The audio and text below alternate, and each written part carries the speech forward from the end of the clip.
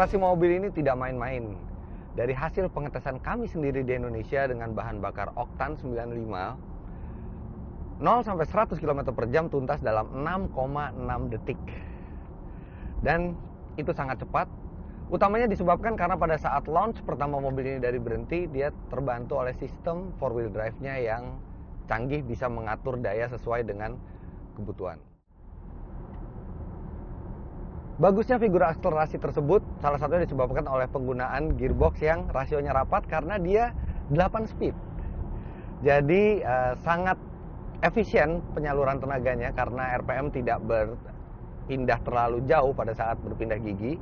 Kemudian di 100 km per jam, mesin juga hanya berputar 1600 RPM, membuat konsumsi bahan bakar mestinya irit. Tapi karena dia SUV tinggi dengan ban 22 inci, tidak terlalu hemat juga di tol. Menurut data pengetesan kami, untuk kecepatan rata-rata 90 sampai 100 km per jam, dia mencatat 12,3 km per liter.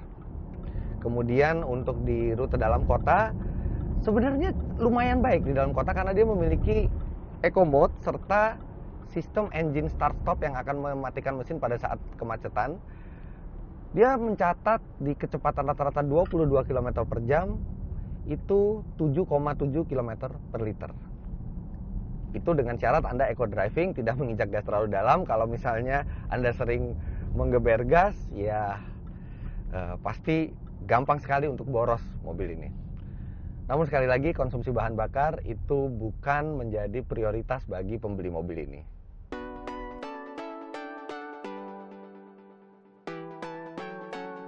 Satu hal yang menyenangkan, Jaguar tetap mempertahankan ciri khas suara merdunya. Apalagi dia bukan turbocharger tapi supercharger, sehingga suara knalpot tidak terganggu dan suara dari mobil ini seperti mobil sport. Indah sekali suaranya. Tidak keras, tapi merdu.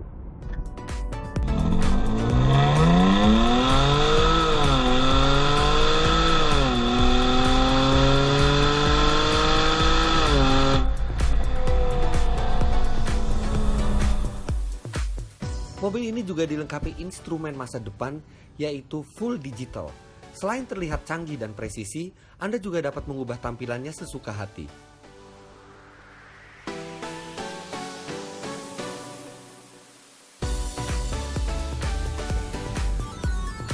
Jadi saya punya 4 tema buat latar belakang dari instrumennya. Kemudian saya juga punya pilihan speedometernya mau kilometer per jam atau mil per jam. Lantas di setiap tema tersebut juga ada perubahan tampilan kalau kita masuk ke normal mode atau sport mode. Sport mode biasanya menjadi warna merah dan di setiap tema itu berbeda. Jadi total saya mempunyai 8 pilihan tampilan. Kemudian dari 8 pilihan tampilan tersebut saya juga masih memiliki pilihan apakah saya mau menggunakan torchlight effect. Jadi hanya angka yang di dekat jarum saja yang menyala terang, sedangkan yang lainnya gelap. Keren sekali. Atau kalau saya tidak mau semua itu, saya bisa mengganti semua layar tersebut menjadi peta. Sehingga pada saat saya melakukan navigasi, saya bisa semuanya itu peta di depan dan sangat mudah melihat peta, tidak perlu menengok ke kiri. Intinya instrumen LED seperti ini kami yakin akan menjadi biasa di masa depan, tapi karena kita zaman sekarang itu belum banyak yang menggunakan, kita serasa mengemudikan mobil masa depan dengan instrumen seperti ini.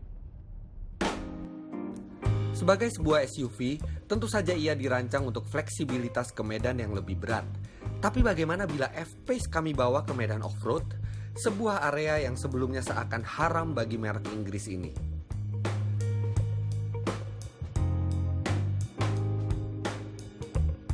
Bisa dia dipakai off-road. Dia cukup tinggi ground clearance-nya, kemudian sistem 4-wheel drive-nya Anda bisa lihat juga terus mengatur secara pintar kemana tenaga disalurkan. Dia juga ada ASPC yang tadi saya sebut, jadi dia mengatur kecepatan seperti ada hill descent control-nya juga, dan dia selalu membaca permukaan jalan. Tapi ada perasaan sayang membawa mobil ini ke off-road. Anda akan takut cat merahnya yang indah ini tergores, kemudian pelek 22 inchinya, wah, ada batu di depan. Anda tidak akan merasa free off-road dengan mobil ini. Anda akan selalu sangat berhati-hati. Berbeda kalau Anda off-road dengan Land Rover atau Range Rover gitu ya. Entah kenapa di situ Anda bisa lebih seenaknya. Kalau di sini Anda takut mobil ini terluka. Bisa, tapi sayang. Ke aspal lagi aja.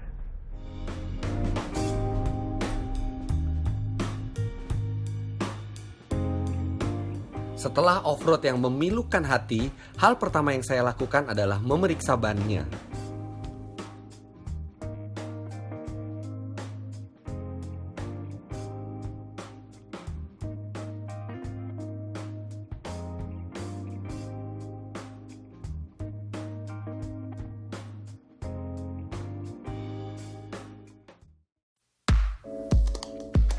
Tak bisa dipungkiri, walaupun menyandang gelar SUV, Jaguar ini tetap memiliki habitat alami di aspal. Memang dia bisa dipakai off-road, tapi kemampuan sesungguhnya ada di jalanan aspal.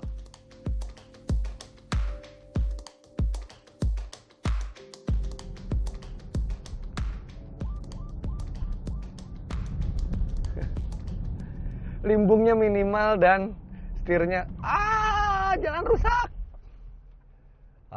Yang seperti ini, dia capable, tapi kayaknya sayang aja kalau pelek 22 inchinya harus menghajar lubang seperti itu.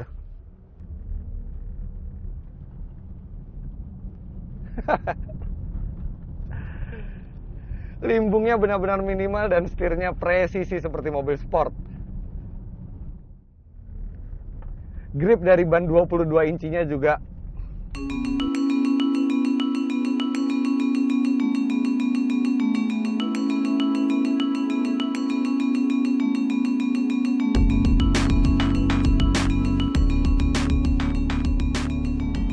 bisa disimpulkan kalau F-Pace ini memang bukan SUV biasa. Dia bukan untuk Anda yang mencari SUV untuk menerjang banjir, untuk off-road yang kuat, atau kepraktisan yang tinggi. Dia lebih ke arah fun to drive. Dan keasikan mengemudi memang merupakan kata kunci dari mobil ini. Dia jelas bukan merupakan pesaing dari pasar BMW X5 atau Mercedes GLE Class, tapi dia lebih ke arah Porsche Macan, di mana konsumennya mencari keasikan mengemudi dari sebuah mobil yang lebih tinggi sehingga mempunyai tongkrongan yang gagah dan sedikit fleksibilitas ke segala medan. Istimewa SUV ini.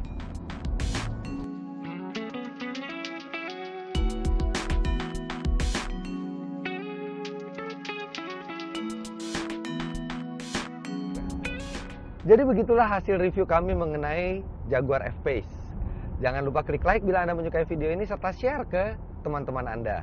Subscribe ke channel Auto Driver untuk mendapatkan review mobil-mobil terbaru serta main-main ke website kami di www.autodriver.com. Kami juga menunggu komen Anda di bawah serta isi polling kami di atas. Terima kasih banyak Anda sudah menyaksikan. Sampai jumpa di review kami selanjutnya.